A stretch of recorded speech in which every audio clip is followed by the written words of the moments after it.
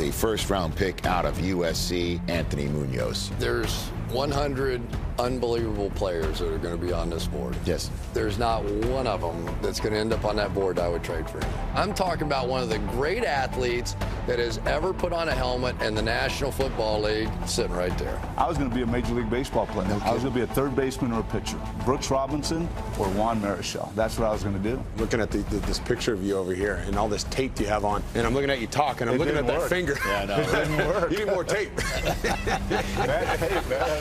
Oh, God, look at that thing. That finger rivals anyone in the NFL. We're now joined by legendary Bengals offensive lineman, Hall of Famer Anthony Munoz. Anthony, so good to have you with us. We're going to talk some Bengals football here to start. The AFC North has been the darlings of the offseason, with three teams obviously playing in the playoffs last year. But the team that wasn't was the Bengals. Where do you think they're headed in 2021? Well, first of all, thanks for having me. I'm excited about our direction. You know, we're going to have a healthy Joe Burrow, which I'm thrilled about. Watching him last year before he got hurt, I was really excited about his progress. I know he's going to be healthy, the type of work ethic he has. So I'm excited. Of course, they drafted Jamar Chase, number one pick, which, again, very talented young man. I was a little bit in the Panay camp, hoping they would take a big tackle, but they didn't. So we just move on. But the one thing I'm excited about, even with Chase as the number one pick, is that Frank Pollack, the offensive line coach who was there 3 years ago, is back as a line coach. And that was Joe Mixon's best year rushing the last 3 years, is when Frank Pollack. I love the way he teaches. I love his intensity. So I really believe he's going to take some of these young linemen that are there and he's going to develop them. The question about, will Joe Burrow have protection? I think Frank Pollack will take care of that with the development of the line. And then defensively, I think they just continue to help themselves with some good speed.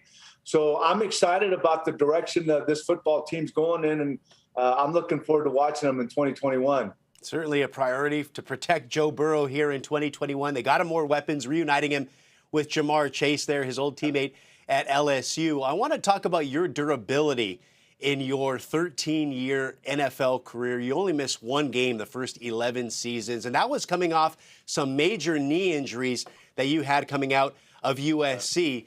One of the other former Bengal legends at left tackle, Andrew Whitworth, still playing, and he's going to turn 40 years old in December. Can you put into words what sort of challenge it is to play that position? He's not a kicker or a quarterback, Anthony, to play that position into that late age.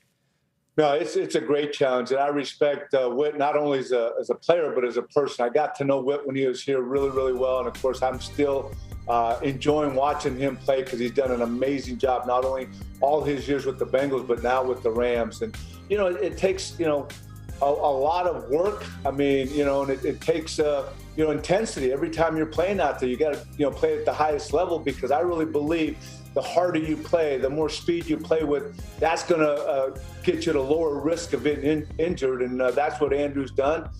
You mentioned, my career with, the first couple, well, really you look at the 12 years, because you add the year after that, missed a couple games in my 12 years up to my 13th year.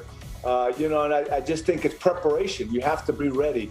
You have to be in excellent shape, and that allows you to play at a high level of intensity and, moving all the time. So, again, when I meet someone, I get to know them. I see they're great people, as I have with Andrew Whitworth. It's fun to continue to watch him play, and I'm thrilled that he's played as long. When I think about somebody playing at the age of 40, my body starts to ache right now because I know what it takes to play that long. Well, Tom Brady gets a lot of praise, obviously, for doing what he's doing at his age, but Andrew Whitworth certainly doing very much, even more so, perhaps, playing the position that he has.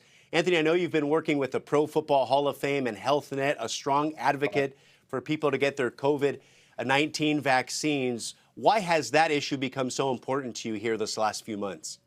Well, I think the main thing, I look at my relationship with HealthNet, and of course, being a Pro Football Hall of Famer, we're definitely, we care about the emotional, the physical, and the mental health of everybody. And, for me, having a chance to go back to Southern California, I was in East LA, then I went out to Ontario, California, where I was born and raised, and then to Riverside, which is right down the street.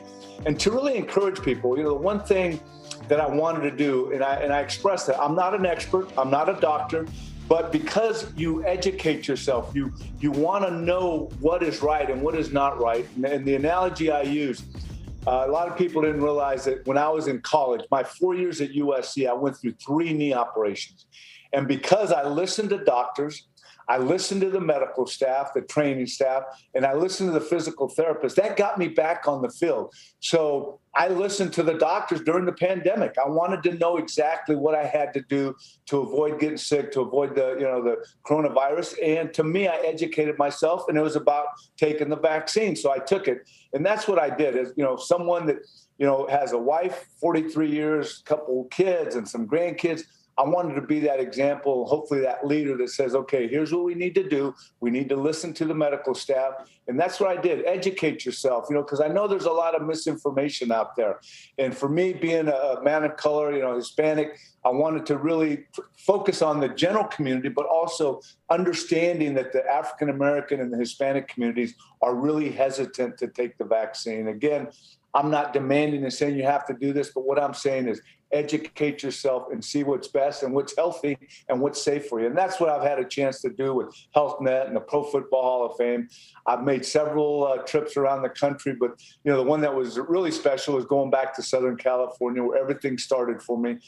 Not only going to the Hollenbeck Youth Center, which is right there in East LA, several miles from the USC campus where I went to school and played college football, but then going to my hometown and seeing some familiar faces and sharing the message and encouraging people to do that. Well, Anthony Munoz, you're a legend in our household. You're a legend here at USC and, of course, in Ohio with Bengals Nation. Appreciate you doing that, speaking out for people to get their vaccinations. And because of that, I hope to see you in person here in the 2021 season. Anthony Munoz, thank you again very much for joining us here on NFL Total Access. Well, thank you. I'm looking to see a lot of people in person this year, getting back to games, getting back to doing in-person interviews. And I'd love to do that someday here in the near future with you. Thanks for having me.